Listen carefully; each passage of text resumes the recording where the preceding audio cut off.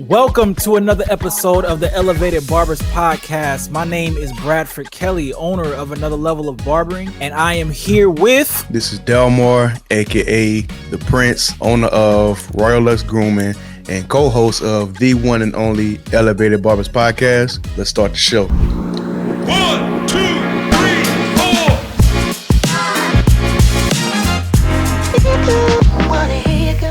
All right, so as you all know, we have been coming to you with episode after episode after episode after episode of dynamic quality barbers that are actually helping the barber industry in different ways, different impacts that they've all created. And today we don't have a guest for you. And the reason why we don't have a guest for you today is because me and Delmar, we wanted to just take some time and acknowledge some things that we are just thankful for. You have Thanksgiving just passed. And, you know, it's tradition that everybody kind of acknowledges the day as a whole, whether you celebrate the holiday or you don't celebrate the holiday. Sometimes it's good to just acknowledge certain things. But as I was talking to Delmar a little bit earlier, I don't think that it's always good for, you know, people to just highlight this one specific day as if the day means something super big, because we know kind of what it's tied to and whatnot. But just the lifestyle of Thanksgiving, you know, just the lifestyle of being thankful. It's a very serious way to live. Because if you don't know how to live that way, then you'll live your life with a lot of regret. You'll have a lot of disappointment.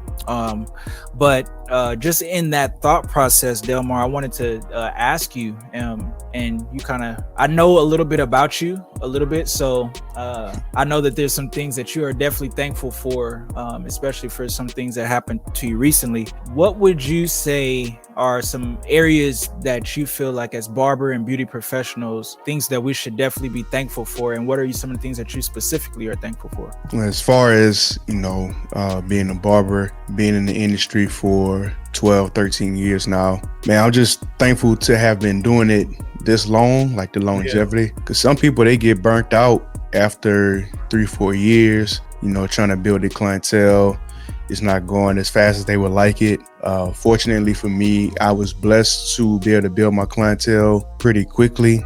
It didn't start off that way, but eventually I was in a situation with a good friend of mine at his shop, and I was able to build my clientele, and I'm just thankful for that, man. Because, man, when you getting into something that's new, and it's a road that you haven't traveled before, you basically responsible for building your clientele. You're responsible for, you know, managing your money, just even having a good rapport business wise. Like, it's scary, especially if you don't have the experience of doing so. And you know, in the industry that we're in, we are dependent on people, you know, until, you know, we put ourselves in a situation or a position to where we no longer relying on being behind the chair. But I'm just thankful that I have clientele. I'm thankful that I've been successful for the amount of years that I've been doing this. And it hasn't always been an easy road, man. Like, I've been through some things in this journey, health wise, and, you know, having to make very important business decisions. But nonetheless, I'm thankful for where I am today and what I have today. What about you? No, I agree. It's I don't know, man. It's like it's a sobering topic. I feel like we should talk slow and talk, you know, real sober. But I kind of get excited when I think about some of the stuff that I'm thankful for, because for me, I remember my mindset, like you said, when you first get into the industry and you first start to try to grow in this space, and everything is new. Everything seems daunting. Everything seems like, is it really going to happen for you? And you just get into the grind of everything. And I feel like the way that my profession and my business was able to develop over the years, I don't think that I would change how it happened, because, like, I'm just grateful for the way that it happened. I'm grateful for the first shop that I got into that was a horrible example of what a shop should be. Like, I'm glad that I was able to see what a shop should not be, so that I could appreciate what an environment should be. I'm thankful for that, right? I'm thankful for the challenges that I had when I first got in the industry and didn't have nobody in my chair sitting there just waiting for people. I'm thankful for feeling that emptiness, because as I began to get full and, books begin to get filled up, you are thankful when you're busy because you remember what it feels like to To be be slow. slow. I think it created within me a little bit of a humility, because I don't operate from a place of expectation, in the standpoint of, I shouldn't say expectation. I don't operate from a place of entitlement. I don't feel that, clients are entitled to come sit in my chair, or I don't feel like I'm entitled to have you or customers, clients come to me. It's not a requirement for you to come to me. Like, I'll always be appreciative for someone that patronizes my business, that supports my craft, that supports what I'm trying to do to, further myself and build a life for me and my wife and those that I love. I'll always be thankful for it. I'll always be appreciative of it, because I remember when I couldn't survive off of what I'm doing, where I was staying at home with my mom, like all of this stuff, but how barbering has become something for me that is now a sustainable income for me and my life and my wife, and all of it combined. Like, everything that I'm trying to do is being sustained by this industry and by this business. So super thankful for that. But it kind of like gets me juiced up, because it's like, how far can it go? Right. Like, how far can you take it? And it's, in my opinion, you're only going to be able to go further than where you are if you're thankful for your present position. Yeah. If you're ungrateful for where you currently are, then how can you go further in what it is that you already are ungrateful in? You know what I mean? Yeah. Getting to your point, that's when greed begins to take place, because you're not even thankful for what you do have, or what you are accomplishing in the current moment. And then you start to get greedy, and then that's when you can begin to price people out, or just start being rude to clients because you feel entitled that they should be coming to you. And I never want to take on that spirit, or make my clients feel like, hey, I don't need you.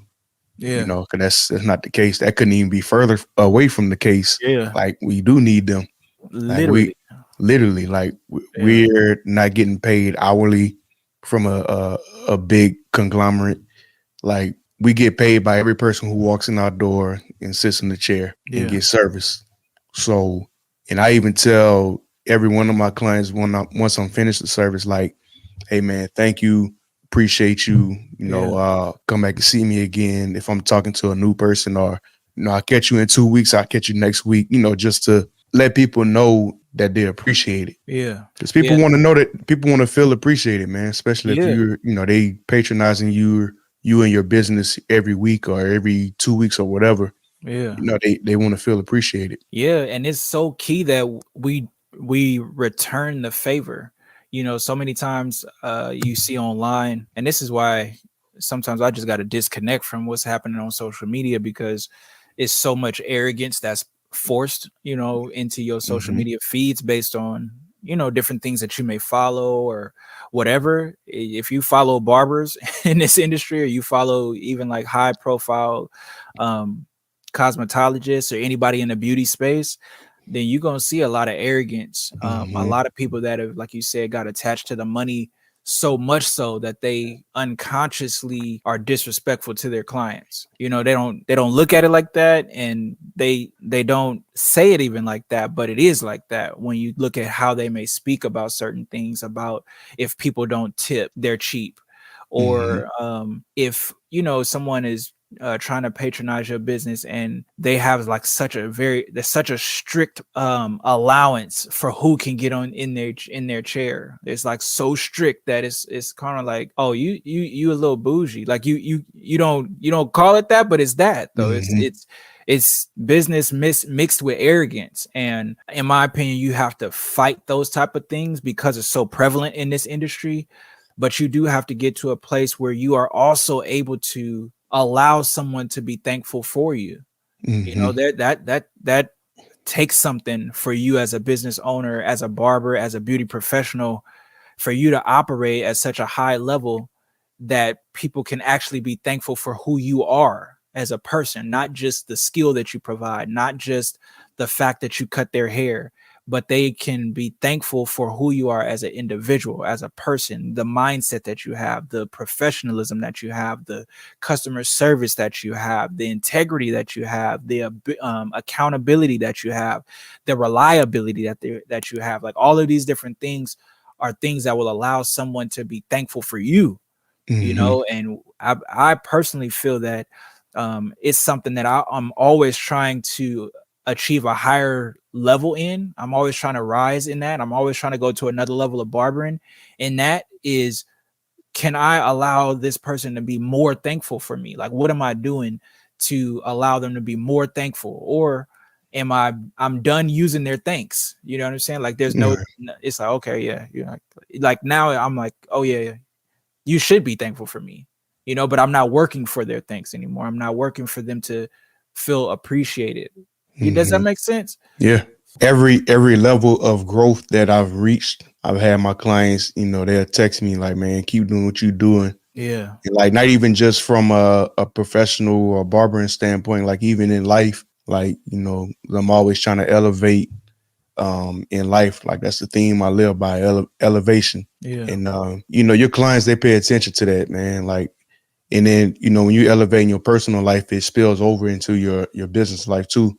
Yeah. So, and they can see that and they can appreciate that. So I appreciate them telling me that they, you know, they see that, because sometimes, man, you can get blinded and you don't see that you've moved or you've grown, but then it take for other people to, you know, maybe point it out to you, or, you know, show you, or to tell you, remind you, hey man, you were here, now you're here. You know, I appreciate seeing your level of growth. So it's, you know, it's sometimes just good just to hear that, man, from a person to person aspect. Yeah. And that's the cool thing, man. That's one thing I really like about this industry is the relationships that you build when you know, if you do it like that. Some people don't focus on building relationships. They focus on building a bank account only. And I've been very appreciative of the relationships that I've built over the years. I remember there's this one client that I was able to receive from another barber who you know, he passed away. And so that person, because I knew them and I had connected with them while he was getting cut by this other gentleman, and he came and sat down in my chair. He's grown with me, and I really, really appreciate the way that he speaks to me and the way that he supports, because he sees me more as a business owner than as quote unquote just a barber, you know?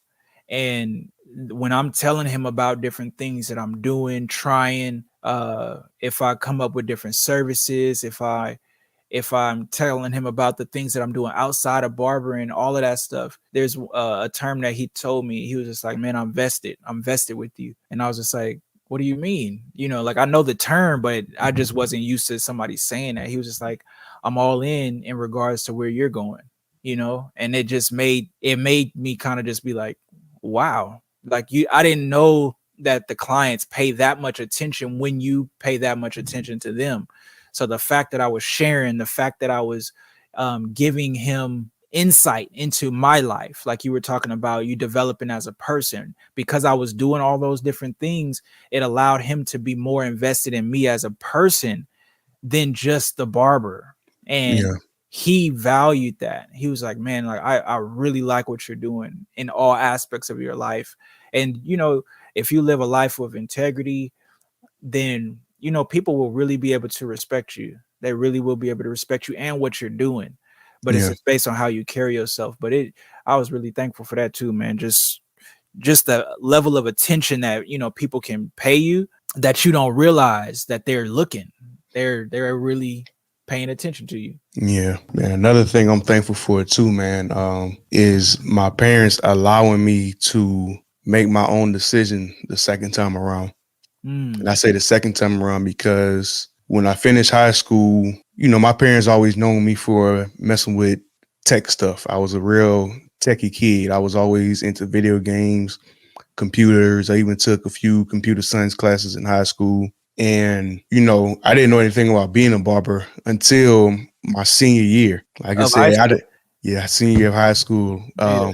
I've told the story before last season, but I got in trouble. My dad gave me the clippers, and then that was the birth of me becoming a barber. And I believe around that same time, you and I was close, and you had gotten into barber college as well. And I came out there that summer with you, and we went to Cal, and we went to a few garages and bathrooms, and I watched you cut people's hair and watching your techniques. So I wanted to be a barber. My mindset changed. I no longer wanted to do computer science. And it's because I know that I was smart enough to go to college, but I didn't have the work ethic mentally to go to college. I was mentally lazy in high Yeah. school, Yeah. but I was one of those people who passed high school flying colors, didn't have to study. That didn't work out for me in college. And then once I finally had enough, well, actually, I was forced out of college. You got kicked out. Yeah, I got kicked out. So after I got kicked out, I just came to my parents. I didn't tell them I got kicked out. I just came to them and told them that, hey, I want to be a barber. And it was like, all right, well, if you really want to be a barber, you got to, prove yourself. We want to see that you're really going to do it. We want to see that you're really going to try. We don't want this to be a thing where you say you want to do it and then you don't follow through. So that was all the motivation I needed, was to not so much prove them wrong, but to prove to them that this is what I wanted to do in my life. Yeah. And then I had you in my corner too. So I was able to go to school, cosmetology school, in fact, and then get through that. And then 2011, Mr. Parker, who owns Javant's Salon and Beauty, he extended the offer to me to do an internship. And I was supposed to be there on the cosmetology side. Most of y'all know the story. I was supposed to be on the cosmetology side, but I was always in Brad room watching him do haircuts. I put the flat iron down and picked up the clippers. And the cosmetologist side was looking for me. They was like, "Where's Delmar?" "Oh, he in Brad room." And then I started cutting clients. People started giving me a shot. And man, I'm really thankful for that, man, because that was a big part of boosting my confidence to let me know that I can do this. This is possible. Yeah. This is attainable. Like I said, I had you in my corner. You was pushing me to do it. Yeah. And even mentored me along the way. So even still to this day, man, Brad is still a mentor to me. We don't talk every day, but he's a mentor from afar. So I'm really thankful for my parents allowing me to do that, and then the relationship that we have, and then also Mr. Parker allowing me to come and intern at Javant's. Yeah, it's amazing, man. You just think about, you think about the process, right? Like the process of whatever you're trying to achieve. If you're not thankful for the process, it's going to be very difficult for you to achieve the goal of whatever it is that you're trying to do. Because you have to be able to appreciate growth, and growth comes with pain. Growth comes with the ups and downs. It comes like if you're trying to build muscle, you got to tear it first. You got to tear it down so that it can grow. If you're trying to, plant a garden or something like that, you got to dig up the earth. you gotta do some work for growth to even be able to happen. And it takes time after that too. Right. So if you're not a person that is, not altogether quote unquote patient, but if you're not willing to allow the process to take its course, then the goal that you may have will never really achieve. You'll never really get there. You'll probably most likely change directions, get distracted on the way to your goal, get discouraged. You know what I mean? Like you just won't be able to make it because you're not appreciative of the process, and I think that when you talk about being thankful, that's one of the things that we all have to be thankful for. You have to remind yourself to be thankful for the process when you're going through it. You know what I mean? Like when you're going through the process, you have to remind yourself, like, this is a process. Like I'm on my way to something. I'm going somewhere. And because I'm going somewhere, there's going to be challenges. There's going to be obstacles, but I have to either go through it, go around it, or go over it, and it's like, how do I do these different things? But definitely don't stop. Right. Don't quit. Don't give up. Keep going towards whatever goal it is. Just be thankful for the process. Appreciate it. Appreciate when you get the no's when you give out your business cards, or appreciate the fact that you didn't get the the haircut right that time that you were trying to get it done. Like appreciate all of that and learn from it, because once you learn from it and you are able to look at it as a lesson versus a loss, then you'll begin to grow faster. You'll begin to implement the things that you're learning from quicker. You won't make the same mistakes twice. All of these different things come from you being able to be thankful for the process.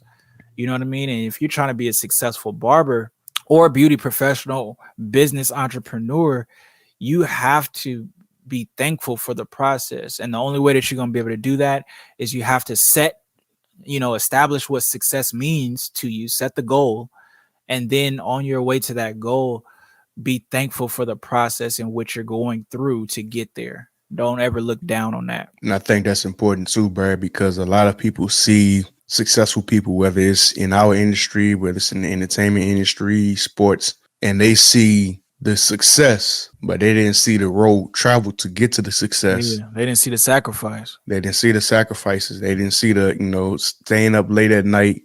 They didn't see the tears, the heartache, stress, just everything that goes along with trying to reach a goal. Yeah. But when you get there, the feeling of being successful, the feeling of having success, you have to appreciate that. Yeah. You can't get caught up in the success and forget. That's where a lot of people go wrong at. They get caught up in the success and they forget. I don't ever want to be a forgetful person, man, because I know what it took for me to get to where I am right now. Yeah. And it's, nothing of my own doing. I, appreciate God for allowing me to have what I have, but I don't ever want to forget that either. It's really, really good what you just said, because if you don't appreciate the work you put into it, then you won't appreciate the results. You will not appreciate the results. You'll see it and then you'll become greedy to a certain degree, because you're going to always want more. Like your eye is never going to be full. You're satisfied. You'll never be satisfied until you learn how to appreciate things. Once you appreciate things, then you can understand the difference between contentment and complacency. Like there's a difference. Some people think that they're content with something. No, you just complacent. Like you stop being willing to work for more than what you have. Content is that you're okay with where you are. Like you're not upset, you're not hurt, you're happy, you're thankful for it, but you're still trying to grow. Right. Like contentment is not without hunger, but complacency is life without hunger. Like you don't even have nothing that you're going for. There's no goals, no drive, no nothing. And you're okay with where you're at, and you don't realize that you're actually getting left behind. Yeah. You're getting left behind and you don't see it. You just like, oh, I just don't want to do no extra work, or oh, I don't want to put in no extra effort, or no, I don't, that's going to cost too much money. No, that's going to be a little too much time and all that stuff. And it's just like, nah, that's you're not content, you complacent, and you don't see the difference. But that means that you're not thankful, because if you're thankful for something, then you'll always try and grow it. You'll always try and grow it if you're thankful for it. If you're not thankful for it, then you'll let it collect dust. You won't maintain it. You won't keep it up. You'll just be like, oh, okay, yeah, this is it. No, you gotta grow whatever you have if you're thankful for it. Yeah. And I'm glad you explained the difference between the two, complacent and being content. Because a lot of people look at content as being a bad word, like, oh, you stuck. No, I'm not complacent. I'm content. Like I still want more. I still want to grow, but at this current moment, this current stage, I'm okay with where I'm at. Yeah. But that don't mean that I'm not trying to, reach a different height, or I'm not trying to grow, Yeah. Don't be complacent though. Complacent is you just completely stop. You've reached a point and you're like, all right, this is it. Yeah. I'm good. Yeah. You gotta keep going. You got to keep going. And like you said, that's a misconception about those two words, man. Because, I remember being there. That's why it's like, like you could, hopefully you feel a little bit of energy from me, a little bit of passion from me, because I remember being complacent in this industry. I was booked. I was making money, and nothing in my life was changing. And so therefore, I was okay. You know what I mean? Like I was just fine. And I didn't realize that I was digging myself into a hole because I wasn't willing to grow. I didn't know that. I just felt like if I just keep doing what I'm doing, everything is going to be good. And it's just like, no, like, do you not realize life is still moving? Like your life is moving. So that means certain things are going to happen in life that you're not prepared for right now. And therefore, if you're not growing, you'll go into a deficit anytime something happens. Yep. So you have to be producing or trying to achieve more. But the difference about contentment versus complacency is contentment will allow you to be good whether you grow or not, but you're always trying to grow. You know what I'm saying? Complacent, you're not even trying to grow. Right. You're not trying to change your situation. You're not trying to advance. You're not trying to do better as a husband. You're not trying to do better as a household provider. You're not trying to do better as a barber. You're not trying to do. It's like I am who I am, and everybody just needs to deal with it. And it's like, what? I mean, no, like Right. nobody should suffer from your complacency. Right. Like, Really? who are you? Who? Yeah, you must you must think that highly of yourself. That goes back to you not being thankful for really where you are. You're entitled at that point. But yeah, that was a big key for me, because when life changed and I realized that I had to do a lot more and my muscle memory wasn't there in regards to trying to grow, it was so much more difficult to try and kick in the gear when I wasn't, you know what I mean? I wasn't there. Yeah, I went through that when the pandemic happened, man. Like, I was coasting up to that point. And I was like, man, I'm making money. I'm booked all the time. I'm booked 2-3 weeks out. Man, life is good. Yeah. The pandemic happened, shut everything down. I was like, man, now I got to dip into the savings because I ain't got no money coming in. Yeah. And it was a rude awakening for me, man. Like, okay, you was complacent. What if something like this happens again, or, you know, health-wise, something happens and they need to find a way to try to make some passive income to where you don't have to be behind the chair. And if you're behind the chair making money, cool, but you're still making money if you're not behind the chair too. Yeah. So, and I'm still to this day working on that. But like, I'm working on it though. Like, it's not something I'm just like, oh, okay, I'm good, I'm healthy right now. You know, the pandemic is, I ain't gonna say it's over, but you know, we kind of in the clear to where we can work and stuff again. But you know, what if something bigger happens? And like you said, you be in that deficit every time something happens. Yeah. You know, and I can't just think about me. Like, I had to think about family, you know, my wife. I got to think about all that. So, you know, it'd be pretty selfish of me to just be like, oh, I'm complacent. I don't need to try to make no residual income or passive income. You know, I'm good doing what I'm doing. That's not going to be there forever. Yep. At, you know, some point, man, people die. I hate to say it, but it's just the reality of life.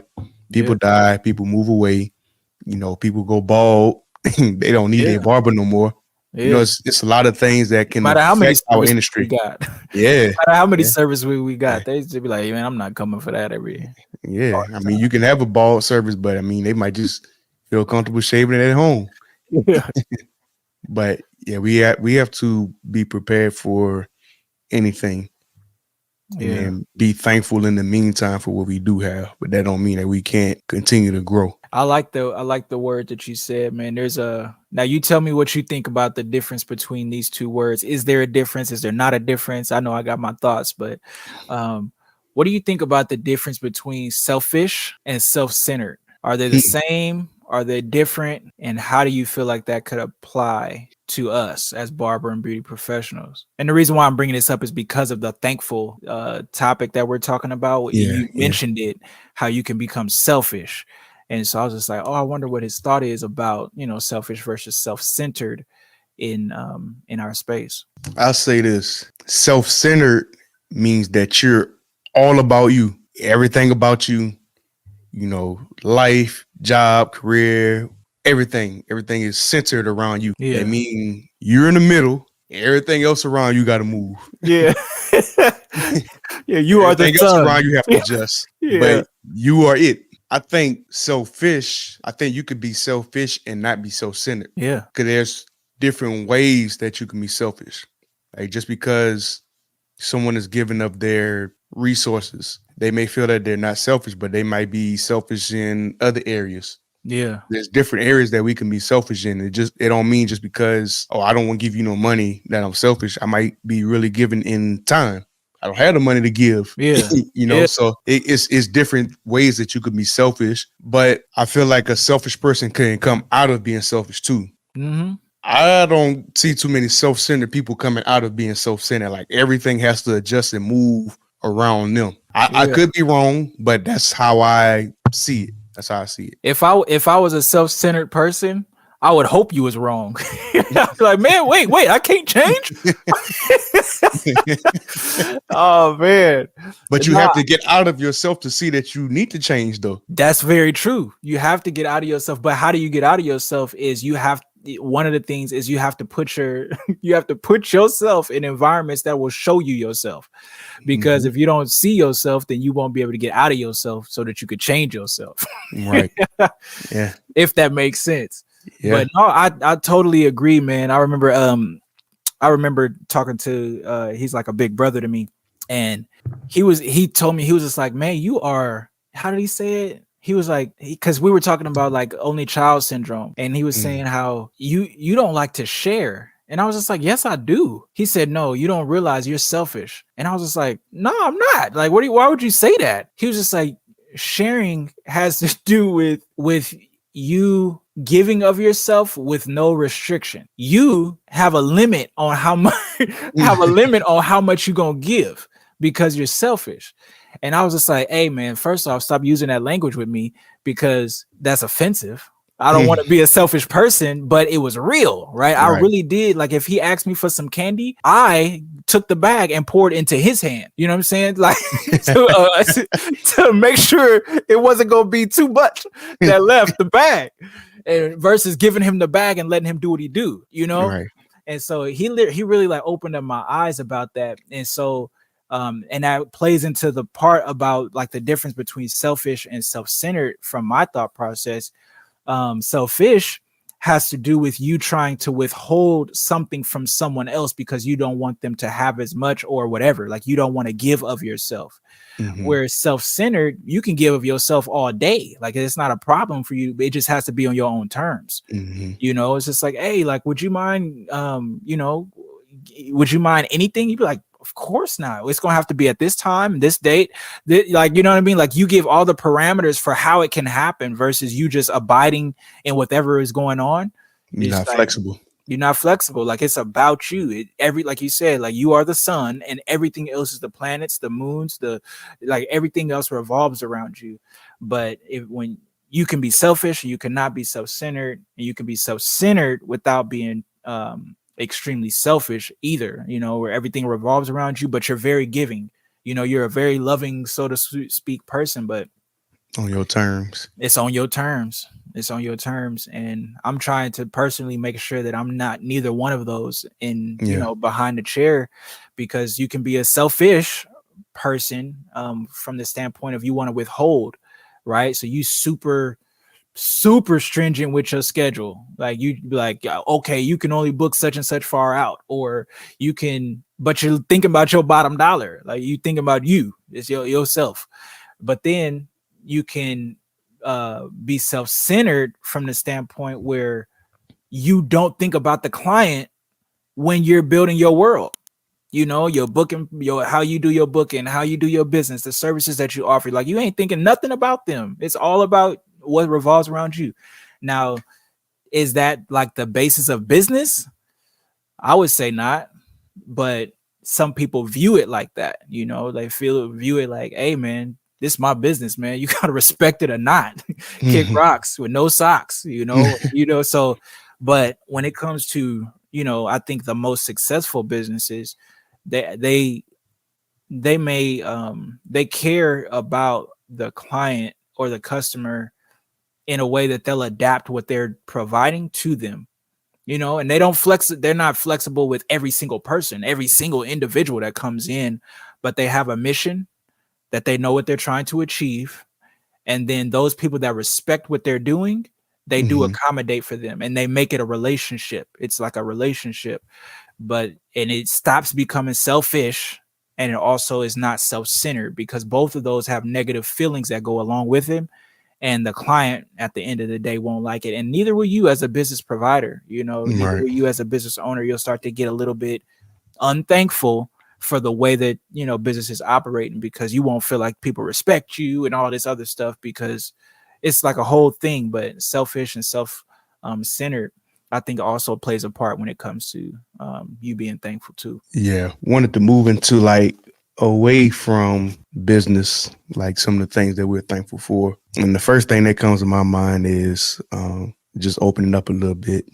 So talk to me now. Talk to me. So Brad knows this, but for most of you who are listening, I have a health condition which is called sickle cell. I rarely ever openly share this, but this is me being open on our platform. Yeah.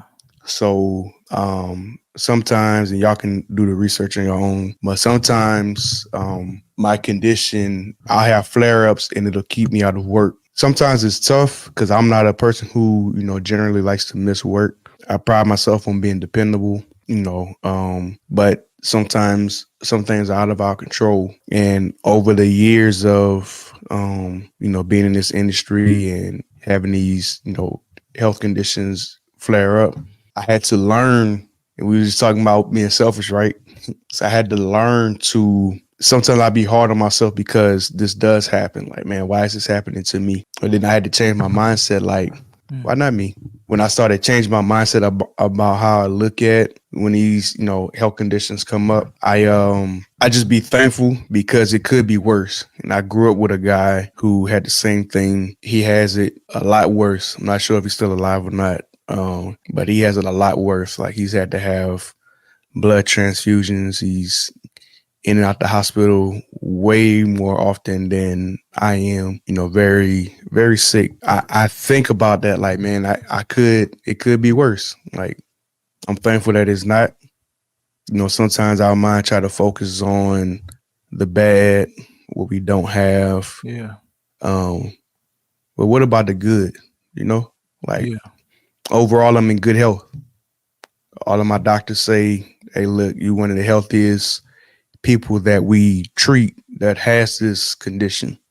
Like, we don't see too many people that's healthy like you. Like, it doesn't stop me from working. Like I said, sometimes I have flare-ups and I have to take off because I'm in so much pain, and I have to take so much pain medication to kind of subside with the pain. But on a regular basis, it doesn't stop me from working. It doesn't stop me from working out. It doesn't stop me from playing basketball. It doesn't stop me from doing normal activities that, a normal human being that doesn't have this do. Yeah. So that's the things that I can focus on. Why allow my mind to focus on the pain? It's temporary. Okay. Gotta go to the hospital, fluids, medication, boom. I'm not in there for days at a time. Sometimes I am in there for days at a time. It just depends on how they run this course. Overall, my health is good. And I have to be thankful for that and not focus on, when these things tend to happen. It is what it is. It's life. We all have to live or deal with something. Man, I just, thank God that I have great health. I'm still on this earth. Yeah. Working on some things and then starting to see the importance of the things that are around me and not get caught up in the things that are not as important. So I'm opening up my arc, bro. No, I appreciate that, man. I can feel your realness too. I think you held back some tears. I think you did. I did. I didn't want to get emotional on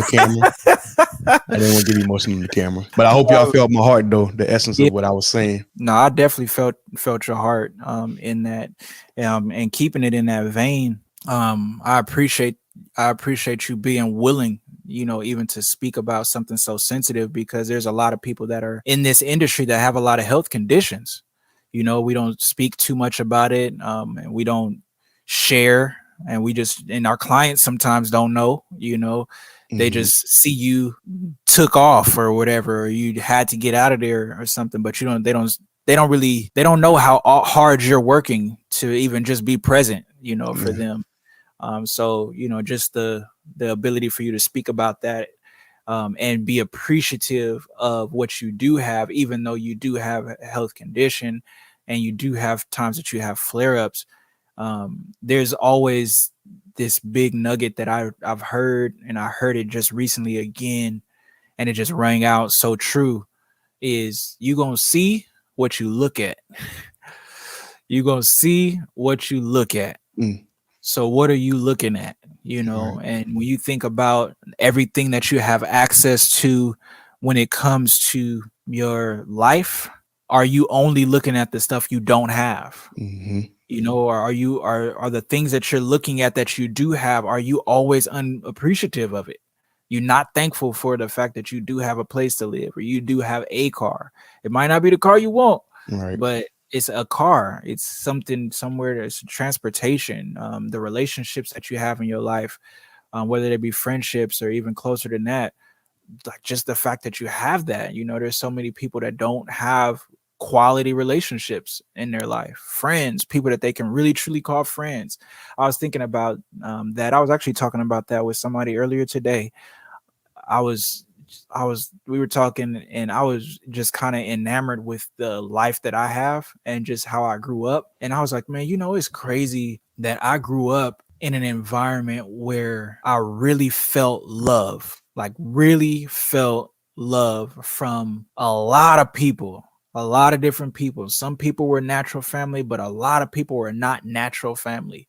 They were family based on the fact that we all care about the same things. We all are going the same direction. We all believe in the same thing. And because I was in that community, so to speak, they loved me as family. And, I was a single child. Like I had no brothers, no sisters biologically. It was me and my mom against the world. But she made it a point to get me in environments where I could feel love. You know what I mean? I could feel it. And I didn't grow up understanding that a lot of people didn't have the life that I had. Like I didn't understand that. You grow up in that environment and you just kind of take it for it is for what it is, and you expect that everybody has the same thing. But when I grew up and you start to hear different stories of how people's childhood was, or you hear different stories of, when things got tough for them and who they had to depend on. And then you hear a lot of different stories and you hear about, man, like I don't trust nobody, like when they get to that spot and it's like, I don't trust nobody. Like you got to watch out for you. You got to be about yourself, protect yourself, because ain't nobody else gonna care about all that stuff. I'd be like, oh, like for real? Like that's where you live? But it makes me appreciative, you know what I mean, for the life that I have, because I can honestly say, like, I got a lot of people that love me, and I love a lot of people. Yeah. You know what I mean? Like it's a mutual situation where I want to be a benefit to them just as much as I feel like they have been a benefit to me. And over the course of time, man, it's just you get overwhelmed, with that kind of stuff. Just the actual life that you live, and are you looking at the right things? I could look at my life and be like, man, I never had a dad in my house. I never had no brothers and sisters. And then that could be where I live my life from. That's what you focus on. That's what I focus on. I always like to rehearse this thought process that was delivered to me in a business class, how your mindset is going to dictate your perception. Your perception is going to dictate your lens, right? How you see things. Your lens is going to be what you look at, and what you look at is going to dictate your behavior, because it's the reality in which you dwell. How you see is what you're going to live in. You're going to be like, oh, okay, this is how this is. This is how this is. And you're going to live like that. But then all of those life decisions that you're making from that lens is going to end up being the results that you have to live with later. And you'll be like, man, and it all starts with the way that you perceive things. It all starts with your mindset, like how you look at it. So if you don't look at it from the right way, then the results that you'll live in will be stuff that you're not happy with, but it's because you're not happy with it from the mindset perspective. And it's just a shift in in thought, like you said, you had to shift instead of saying, why is this happening to me? It's just like, well, why not me? Like that's a totally different, that puts you back in a position of power. Mm-hmm. You know what I mean? And versus being a victim of everything that happens to you, it's like, okay, yeah, why not? Why can't I handle this? You know, how do I handle this? What do I need to do? And it puts you back in a position of control and power. And that's things that happen when you become thankful, man. When you become thankful for where you are, where you at, what you see, what you do, even what you don't have. Some stuff, like I remember almost buying a car, right? I was almost about to buy a car and I was about to put myself in a horrible scenario and didn't know it. I didn't even know it. And certain things didn't happen the way that I wanted them to happen. And then 2-3 months later, I get, you know, information about the car that I was going to get, how it was like a lemon. It was like, I was about to take out a big loan on a car that was not worth it. You know, it happened to me when I first got married, and we were trying to find a place, and my credit score was great. And so we were looking for a place, and we got denied like by 3 different places. I was like, oh, this is ridiculous. And then we get to this other location, and I was like, this is a slam dunk. Like, this is way less than what I can definitely afford. Like, this is chump change right here. And then on top of it being chump change, my credit score is sky high.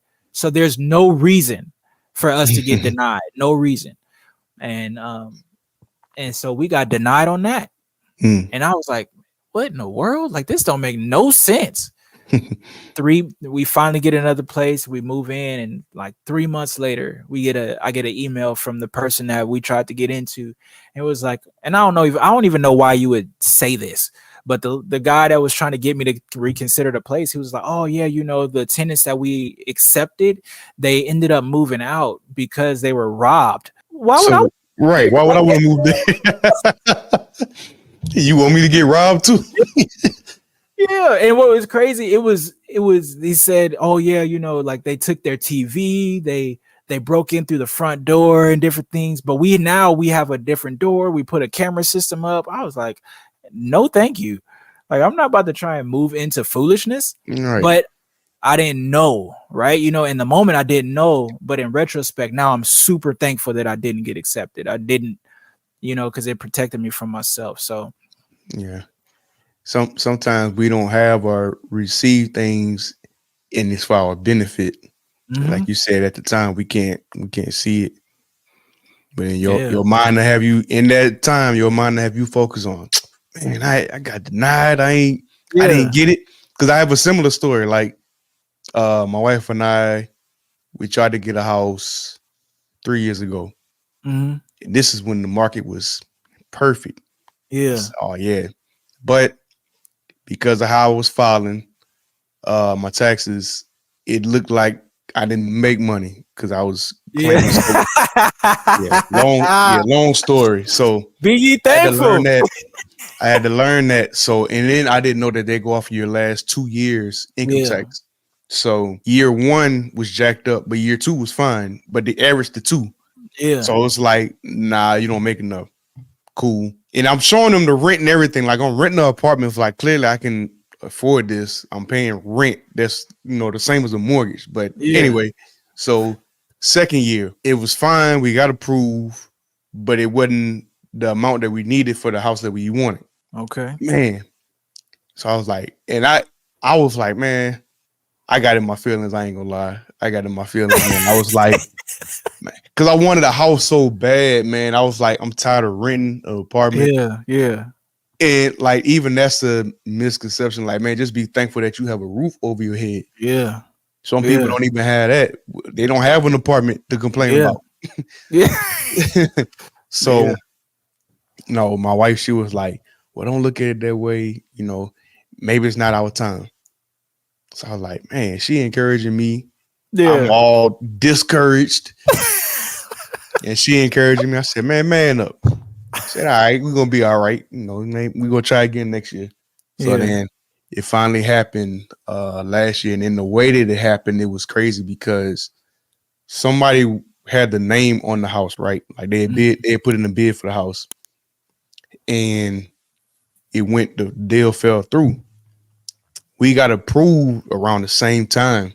We looked one day, then the next day we got a phone call. Well, we called the real estate agent and was like, man, this is the house that we want. We got the approval letter. Everything went through. Mm-hmm.